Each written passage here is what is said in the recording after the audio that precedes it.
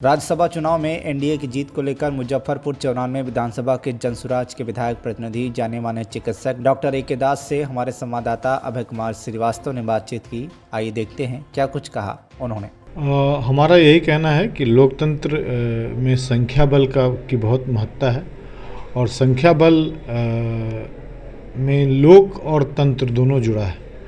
अगर चुनाव में लोकतंत्र हावी रहती तो शायद लोकसभा विधानसभा में ये रिज़ल्ट नहीं आता, और अगर विधानसभा में ये रिज़ल्ट नहीं आया होता तो पांचों की पांचों सीट जो है एक पक्ष में नहीं होता। तो सवाल ये है कि लोकतंत्र को हुआ क्या। तो लोकतंत्र में चुनाव में शायद लोग हार गए और तंत्र जीत गया। तो जीत तो तंत्र की हो रही है, आगे देखिए क्या होता है।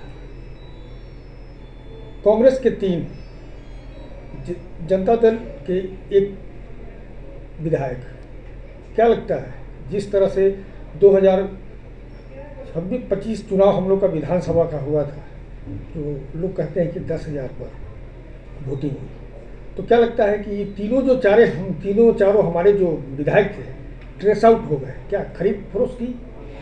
इसकी संभावना से इनकार नहीं किया जा सकता है, परंतु सच को आने में थोड़ा वक्त लगता है, थोड़े वक्त का इंतज़ार करना चाहिए। कुछ तो मजबूरियां होंगी, वरना कोई यूं ही बेवफा नहीं होता।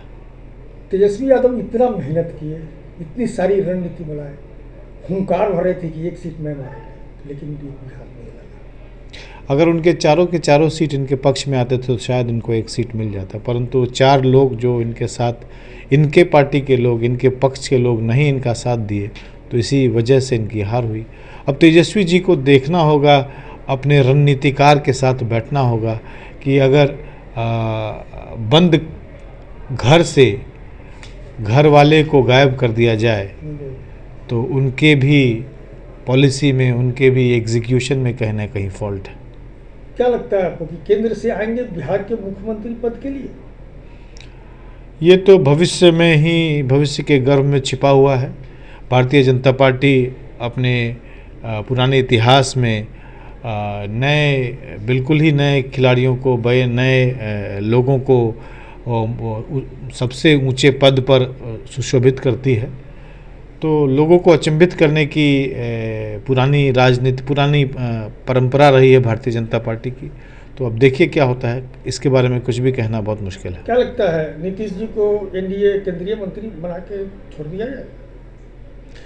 ये भी बहुत मुश्किल है। नीतीश जी के ऊपर तो हमारे प्रशांत जी ने पहले ही कहा था कि नीतीश जी होली के बाद मुख्यमंत्री नहीं रहेंगे, और सच भी वही हुआ कि नीतीश जी ने जाने अनजाने, इच्छा अनिच्छा के बावजूद भी मुख्यमंत्री पद को छोड़ने का निर्णय लिया है।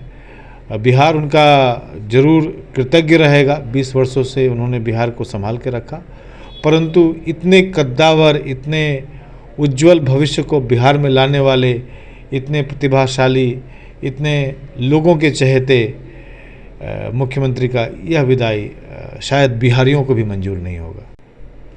एनडीए का क्या लगता है कि एनडीए का संयोजक बनकर रहेंगे या रिटायर कर जाएंगे? हमने कहा ना कि इतने गौरवशाली इतिहास को बिहार में वापस करने वाले नीतीश कुमार जी की इस तरह से विदाई होगी, ऐसा किसी बिहारी ने नहीं सोचा था। और ये बिहारी अस्मिता की बात फिर से उभरेगी जब बिहार के लोगों को किसी चोर दरवाजे से किसी मुख्यमंत्री को बिठाया जाएगा, तो तकलीफ़ होगी, सबको तकलीफ़ होगी। बिहार की इज्जत, आबरू, अस्मिता सब किराए पर जाएगा।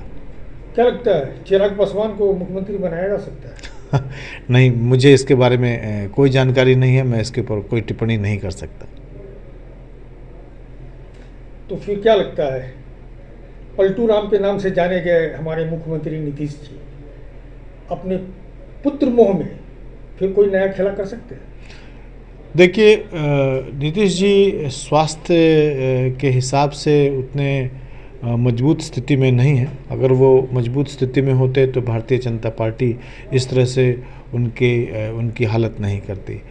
पुत्र मोह है या उनकी मानसिक परिस्थिति के नाकाबिल होने का फ़ायदा भारतीय जनता पार्टी उठा रही है, ये वक्त बताएगा। परंतु जो भी है, हमें बहुत अफसोस है कि इनकी विदाई इस असम्मानजनक तरीके से किया जा रहा है। क्या लगता है 5 सीट जीते हैं इंडिया इस बार राज्यसभा में, तो क्या लगता है बिहार की स्थिति बदलेगी? जैसा कि हमारे आदरणीय प्रधानमंत्री जी ने कहा कि मोतिहारी को मुंबई और लहरियासराय को लंदन बनाएंगे, मुजफ्फरपुर को भी मुंबई बनाएंगे, पटना को पेरिस बनाएंगे, गया को ग्वालियर जैसा सुंदर सिटी बनाएंगे। तो अब इतने संख्या में लोग हैं, एनडीए की इतनी मजबूत सरकार है, तो पेरिस तो बन ही जाना चाहिए पटना को।